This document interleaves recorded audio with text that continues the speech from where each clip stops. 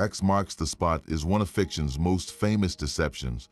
The real story of Treasure Island is far stranger, a tale woven from historical fact and a pirate fortune that remains missing to this day. By the end of this, you will know the true identity of the island and the pirate captain whose lost loot inspired a legend. We will explore the remote shores where gold was supposedly buried and uncover why, despite centuries of searching, it has never been recovered. What is it about a hidden treasure that captures our imagination so completely? The world of Treasure Island feels so real because its foundations are rooted in truth. Robert-Louis-Stevenson did not conjure his tale from thin air. He built it upon a scaffold of genuine history and pirate lore. It all began not with a pen, but with a map. On a rainy afternoon in Scotland, Stevenson and his young stepson, Lloyd Osborne, were drawing together to pass the time. Lloyd sketched a map of an imaginary island, complete with bays, hills, and, most importantly, a large red cross marking buried treasure. That simple drawing, that single X, ignited Stevenson's imagination. He immediately began to populate the island with characters and a plot, naming it Treasure Island before he had even written a single chapter. This fictional map, however, was likely inspired by the real cartography of the Caribbean, a region then synonymous with piracy. Stevenson was writing during the late 19th century, but his mind was firmly fixed on the golden age of piracy, a period spanning the late 1600s to the early 1720s. This was the era of infamous figures like Blackbeard and Henry Morgan, when vast amounts of Spanish gold and silver were plundered from the Americas and shipped through pirate-infested waters. He wove these authentic threads into his narrative. The character of Ben Gunn, the marooned sailor driven half-mad by isolation, is a direct echo of countless true stories of men abandoned on remote shores as punishment or by accident. The central conflict of the book, the mutiny led by the charismatic yet treacherous Long John Silver, mirrors the very real and constant threat of crew rebellion that every pirate captain faced. The fiction then becomes our most surprising guide. By understanding the real-world elements Stevenson so masterfully used, we can begin to reverse engineer his process, using his fictional tale as a coded map to a much older and far more incredible true story. This perfect storm of fictional inspiration and historical fact points us toward a real place, a genuine treasure island whose name has echoed through explorers' tales for centuries. Its name is Cocos-Island, a remote speck of land located about 340 miles off the Pacific coast of Costa Rica. Unlike the flat, sandy cays often depicted in pirate stories, Cocos is a dramatic, mountainous fortress rising from the ocean. Its terrain is a dense, almost impenetrable jungle, veined with countless streams and punctuated by stunning waterfalls that cascade down deep ravines. This lush landscape hides a labyrinth of caves and grottos, natural vaults perfect for secreting away a fortune. For any pirate, this island was a godsend. Its extreme isolation made it an ideal rendezvous point, far from the patrols of the British or Spanish navies. More importantly, it offered a reliable supply of fresh water, a precious resource for ships that had spent months at sea. This combination of remoteness and sustenance made Cocos Island a legendary haven for pirates operating in the Pacific, a real-world sanctuary that perfectly matches the description of a hideaway capable of guarding a secret for centuries. The connection to Stevenson's tale goes deeper than just a fitting landscape.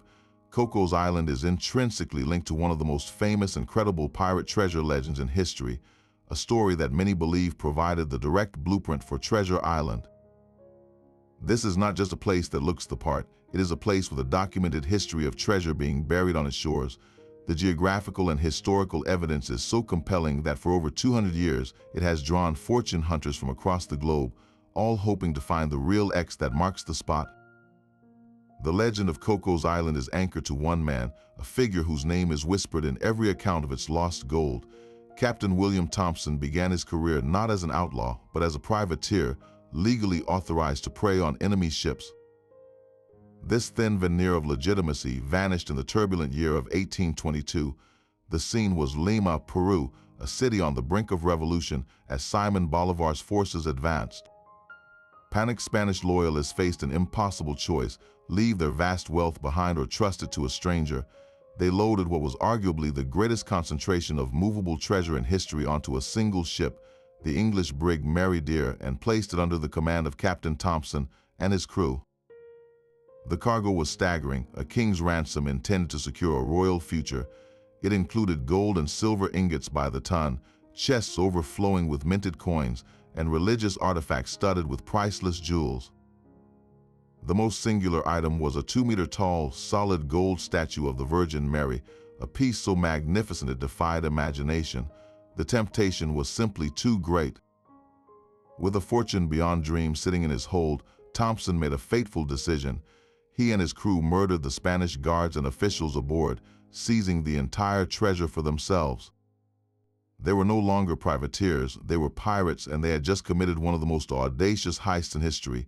Now fugitives with every navy in the Pacific hunting them, Thompson steered for the one place he knew could offer sanctuary and secrecy, the remote and rugged Cocos-Island. According to the legend, he and his first mate managed to haul the immense treasure inland, burying it deep within one of the island's many caves or ravines. They planned to wait out the heat and return for their prize, but fate had other plans. Shortly after leaving Cocos, they were captured by a Spanish warship. In a grim twist, Thompson and his first mate were the only two spared execution, their lives spared solely so they could lead their captors back to the hidden hoard. They were given one chance at redemption, guide the Spanish to the treasure and live, yet when they reached the island, the two men seized an opportunity, vanishing into the dense jungle and escaping, leaving the Spanish empty-handed and the treasure forever lost. Thompson and his mate disappeared from history, taking the secret of the exact location with them, and in doing so, they birthed a legend that would haunt Cocos Island for the next 2 centuries. That single act of defiance by Captain Thompson ignited a fire of obsession that has burned for nearly 200 years. The first to pick up the trail was a man named John Keating, a shadowy figure believed to have been a confidant of Thompson himself. Keating led several expeditions back to Cocos Island in the mid-1800s, armed with a fragment of a map and a desperate hope. He reportedly found a small portion of the treasure, just enough to prove the story was real, but the main hoard, the golden Virgin Mary and the tons of ingots, remained stubbornly out of reach. His cryptic clues and partial maps only deepened the mystery, creating a puzzle that would lure generations of fortune hunters. The late 19th and early 20th centuries saw the quest escalate into an international affair, fueled by the fortunes of American tycoons. One of the most famous seekers was August Gisler, a German adventurer who moved to Cocos Island and lived there for nearly 20 years, tirelessly searching for the loot. He even convinced the Costa Rican government to appoint him governor of the island, but after decades of digging and tunneling, he found little more than a handful of old coins. Then came the deep-pocketed expeditions like the one funded by the wealthy British peer, the Duke of Manchester, and another backed by American chocolate magnate Franklin Mars. Each arrived with sophisticated equipment, elaborate maps, and unshakable confidence, yet each departed with nothing but empty hands and broken dreams. What drove these men to such extremes? It was a siren song composed of tantalizing clues. Over the years, a flurry of so-called treasure maps surfaced, each one claiming to hold the true key. Some pointed to clues carved into rock faces, like a waterfall that supposedly marked the entrance to the treasure cave. Others relied on complex riddles, instructing seekers to follow specific bearings from certain landmarks. The most famous clue was a set of cryptic directions attributed to Thompson, describing a path from a specific beach, past a distinctive rock, and to a cave hidden behind a waterfall. Yet the island itself seemed to defy these maps. Its landscape was constantly reshaped by torrential rains and landslides, meaning a landmark that existed in 1822 could have been completely erased or buried by the next century. This led to bitter legal battles as rival expeditions fought over digging rights to the same ravines, each convinced their interpretation of the clues was the correct one. The great treasure hunting era finally came to a close not with a discovery, but with a decree. After more than a century of seeing its protected ecosystem torn up by excavators, the Costa Rican government declared Cocos Island a national park in 1978. The island was recognized as a unique ecological treasure, a living laboratory of endemic species. Large-scale digging was banned forever, and the island became a strictly protected UNESCO World Heritage Site. This act of preservation added one final profound layer of mystery to the legend. The treasure, if it is still there, now lies locked within a protected wilderness, guarded not by pirates or puzzles, but by law and by nature itself.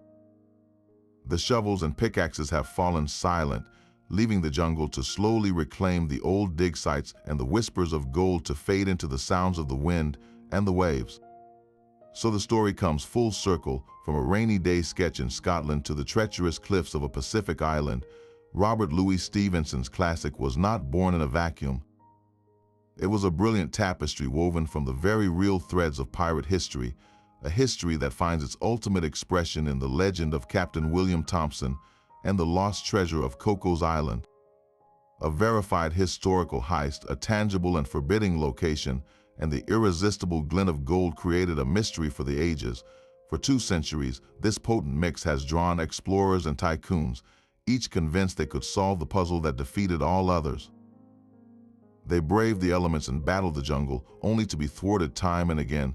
Today, the search is over, not because the treasure was found, but because the island itself has been protected, its ecosystem valued more highly than the gold buried within it. This leaves us with one final, haunting question. What is the true nature of a treasure like this?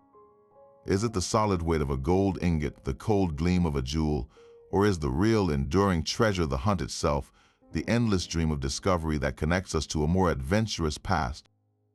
The legend of Cocos Island endures because it offers something more valuable than wealth. It offers the eternal possibility of a secret still waiting to be uncovered. What do you think? Is the treasure still out there, hidden in a cave behind a waterfall now silenced by law, or has the greatest prize always been the story? Share your own theories on the world's greatest unsolved pirate mystery in the comments below.